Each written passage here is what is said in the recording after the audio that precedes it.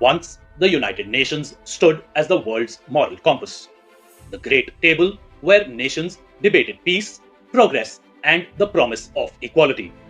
But today, even that compass seems to have lost its direction. Speaking at an event in New Delhi to mark 80 years of the United Nations, India's External Affairs Minister Dr. S. Jaishankar delivered a reality check to the global body, polite but piercing. He began by reaffirming India's long standing commitment to multilateralism, to the ideals of peace, development, and collective progress. India, he said, has always believed in the power of dialogue, diplomacy, and cooperation, and continues to stand as one of the strongest supporters of the UN system. But then came the hard truth.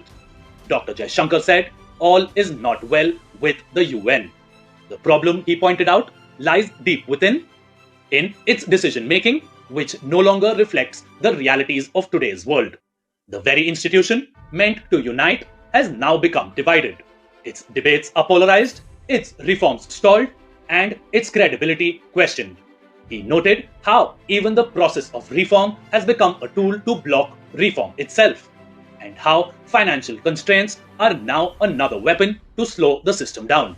And then came his sharpest criticism, one that hit straight at the UN's moral core.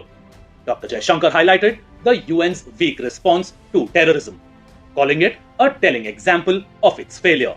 Because when a sitting member of the Security Council openly shields a terror organization that proudly claims responsibility for attacks, like the barbaric one at Pahalgam, it is not just hypocrisy, it is a betrayal of the very ideals the UN was built upon.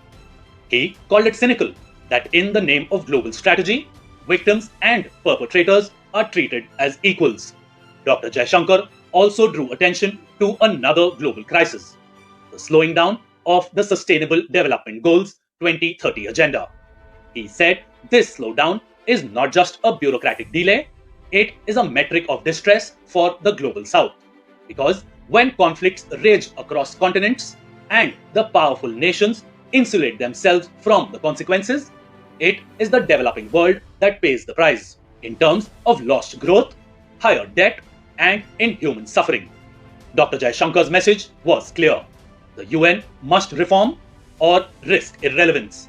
Multilateralism cannot just be a slogan, it must reflect the world of today, not the world of 1945, he said. Because if the UN truly stands for peace and equality, reform is not optional anymore. It is long overdue.